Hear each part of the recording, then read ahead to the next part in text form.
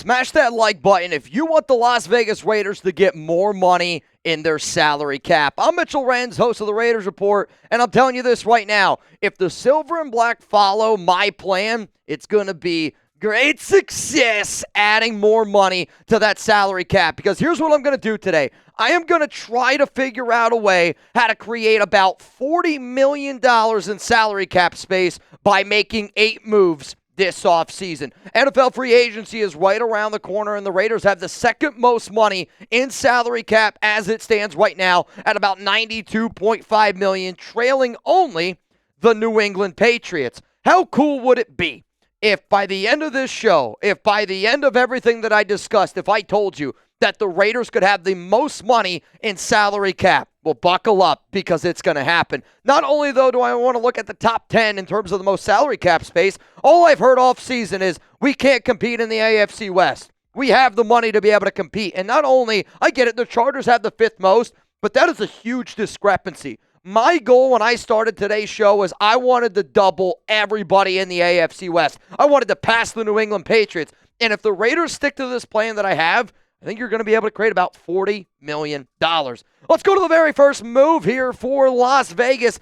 First thing that they got to do, they have to either give Crosby an extension / a contract restructure. As it stands right now, Max has no money left on his contract in terms of guaranteed dollars, and he's looking for a contract extension. That's nothing new. Personally, for me, I would give him a 3-year extension through all the way to the year of 2029, because he already has void years on his contract until the year 2029. If I had to guess right now, I'm going to say on the average yearly basic deal that he gets is going to be somewhere between $30 to $32 million per year. Right now, as it stands, Crosby has about $65 million left on his deal. It wouldn't even surprise me if the Raiders just try to go out and guarantee that money. So what I tried to do here is this. I looked at past contracts, players at past ages, at similar skill sets. One of the names that I found was Nick Bosa. And Bosa signed a 5-year extension in 2023 at $170 million. Bosa's contract has void years until 2029, just like Maxx Crosby. And when you give somebody a contract extension and you restructure that contract, it usually makes that first year of that salary cap a little bit lower. So even though Bosa's got a 5-year, $170 million deal, somewhere about $34 million per year, that very first year in Bosa's contract was a cap hit of only $11 million. So with Maxx Crosby and his 2025 projected cap, as it stands right now, is at $28 million. If you give Crosby an extension restructure, and again, I'm not going to sit up here and try to do all the math behind it, but Bosa's numbers were very similar to Max's, honestly, when he first got that first contract extension.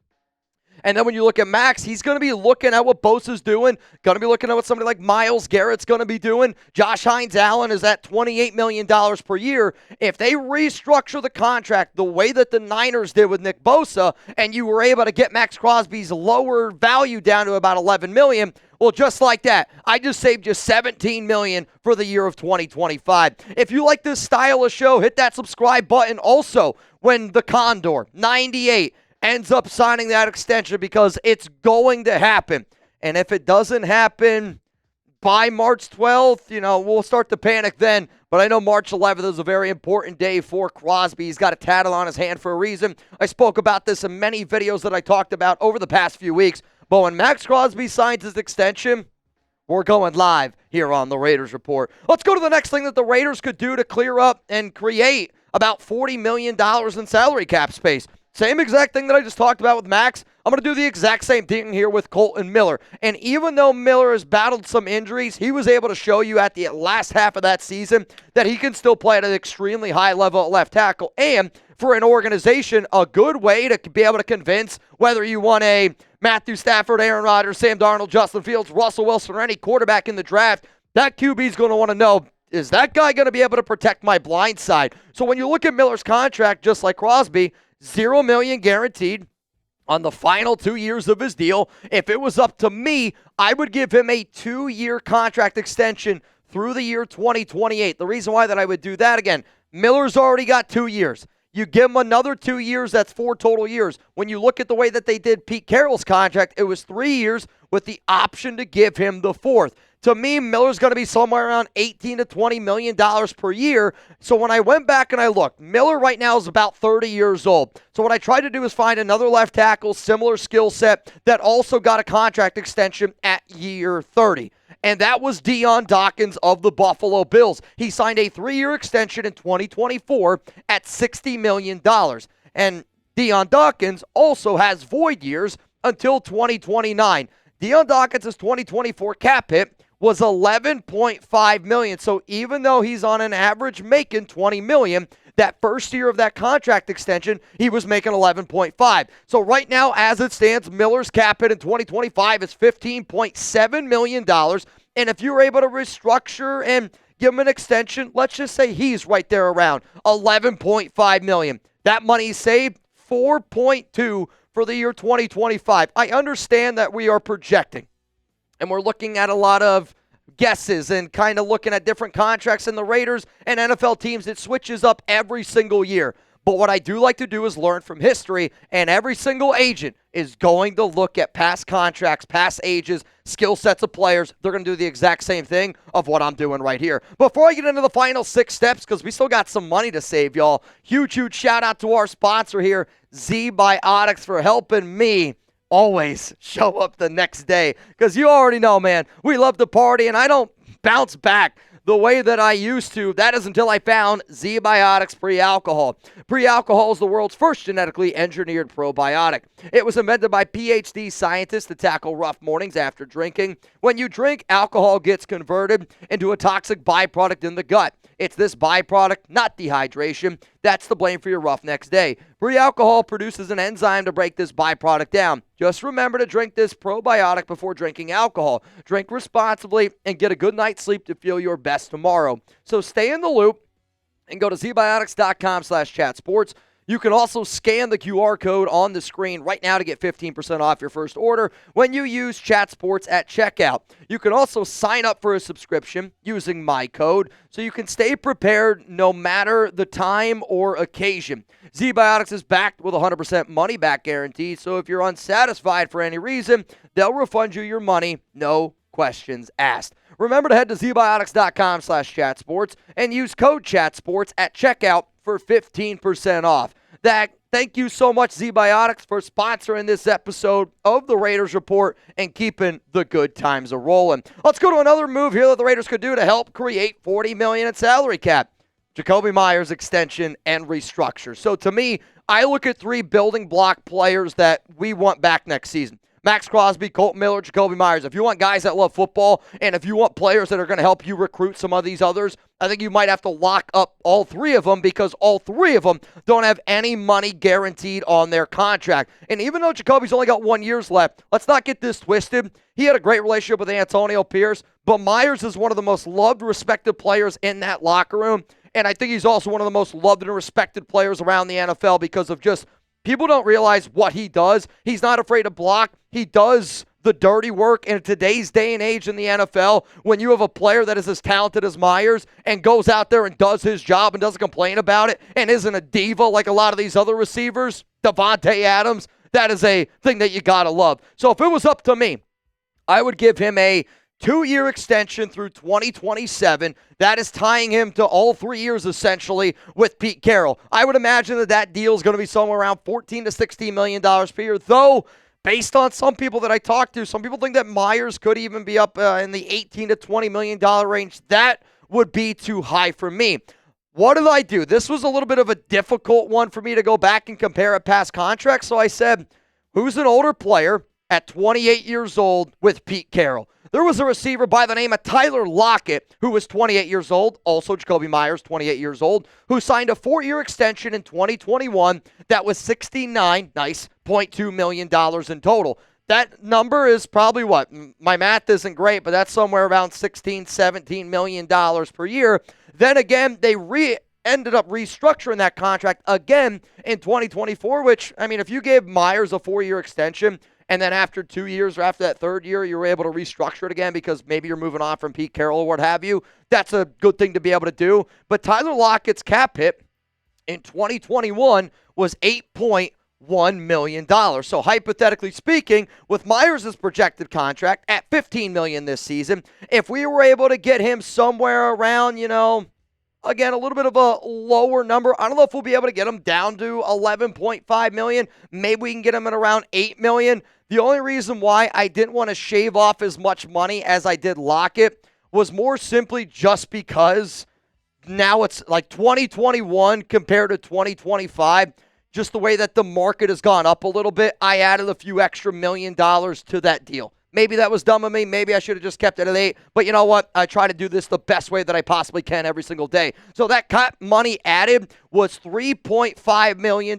So we added another 3.5. So between Crosby, Miller, and Jakobi, we're already a little bit over $22, $23 million. The next thing that the Raiders got to do, and we're going to start rolling a little bit quicker here, you got to cut Gardner Minshew. The problem with cutting Gardner Minshew is the money that you're going to save, you're not going to get in your pocket right away. So the money that you're going to get is going to be post June 1st, which means that you're going to be able to save $9.3 million. It's still money saved as a whole, right? Like, it's still money saved as a whole, but that 9.3 you're not going to get until after June 1st. Now, sure, Minshew can go negotiate with anybody. He can go sign with anybody, and he will end up getting signed somewhere. But the reason why you still do this is because that $9.3 million you can use towards your draft picks, right?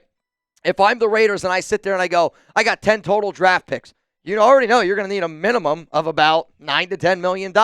I hope, and I think that the Raiders are going to be doing a lot of trading up where we have 10 picks now. If I had to guess, I think we make 7 draft picks on actually, the draft night in April. So the 9.3 you don't get now, but it is money you can use down the road. And let's face it, if you know you're going to get money down the road, you're going to spend that 9.3 now. So sign or draft, do you think that the Raiders will sign and draft a quarterback in 2025? That's the important thing. I'm not asking, do you want to just do one or the other? No. I am a believer that the Raiders could potentially sign a quarterback and draft a quarterback in 2025. Give me a yes, give me a no. My answer coming up here in just a moment. I've said it multiple times on our live shows, and I'm going to say it again here. I already believe that the Raiders are 100% going to sign a quarterback, and it's going to be a video that I do because I'll outline all those reasons then.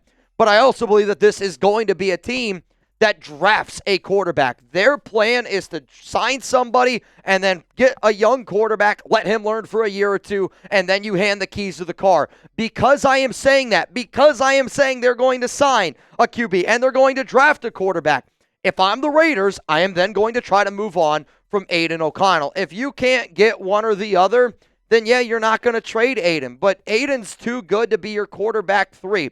Now, if you really, really, really don't want to risk putting your rookie out there, then you could still keep Aidan. But if you're telling me I can get another 6th-round pick for AOC because Josh McDaniels, I'm telling you, is going to be interested in him, you're going to save a little bit of money, and I'm just trying to add here $903,000 and a 6th-round pick. I'm not just trading Aidan just because I don't like Aidan. You guys already know. I have the utmost respect for AOC. But I look at AOC as a backup quarterback in this NFL, and if I can get a 6th-round pick for a backup QB, I'm going to go out there and I'm going to try to do it. Another move here that the Raiders could potentially do is cutting Jack Jones. If you move on from Jones, you save an entire $3.3 million. $0 million dead cap hit, and his salary cap right now is at 3.3. So knowing that, and knowing that every time that he's been on an NFL roster, every time that he's been on an NFL team, football team, not even NFL, football team, that wasn't coached by Antonio Pierce, Jones has been a disaster. And Jones was a disaster last season. So knowing that I can move on from Jones, knowing I can save $3.3 million, I'm just going to keep on trucking along. Next name that I got to move on from here to save a little bit extra money, Zamir White. It's not going to be a lot of money, and I know that Amir Abdullah and Alexander Madison are both free agents, but Zamir White was bad last season. And I really, truly believe that the number one thing that this organization is going to look for from a running back standpoint is you're going to need a back that can catch the football and hang on to the rock. Zamir White can't do either of those things. He's a bad pass-catching back, and he's not good at being able to hang on to the football between the tackles, and he was supposed to be a power back, but because he's so afraid of fumbling, he's lost that vision. He's lost that burst, and he's averaging 2.8 yards per carry. So I'm going to save another $1.1 million there. The final name here is this. I'm going to go with cutting Dylan Laube, another running back who just point blank just doesn't have the talent to get it done in the NFL, right? And that sucks saying it because he's such a good locker room guy. He might get an opportunity on special teams, and if he does get an opportunity on special teams, that's why you keep him. But I'm not trying to keep players just for hopeful that they're going to be practice squad special teams players. And Laube was a fun story. We all wanted Laube. Hell, I heard people calling him the small school Christian McCaffrey, right? We wanted it to work, but with our eyes, they're not lying to you. Laube's not good enough to get it done in the National Football League. So here are my 8 moves that creates about $40 million in total. You got $17 million saved here with Maxx Crosby. You got $4.2 saved here with Kolton Miller. $3.5 with Jakobi Meyers extension. By moving on from Gardner Minshew, you're going to save a little over $9 million. Trading Aidan O'Connell, you save almost $1 million. Cut Jack Jones, $3.3. Cut Zamir White and Dylan Laube. That in total is about $2 million. So in all, if you do every move that I just talked about, and I think when a lot of people clicked on this video today, they were like, man, how the hell are you going to be able to create $40 million? That's insane. I don't totally disagree with you, but at the same time, after watching the 8 things that I just discussed there, I don't really think it's all that crazy to create $40 million. And you know what I needed to do? Because I kind of talked about it in the beginning of the show. Imagine if we could get something like this. With those 8 moves, you're sitting there somewhere now at about $132.7 million.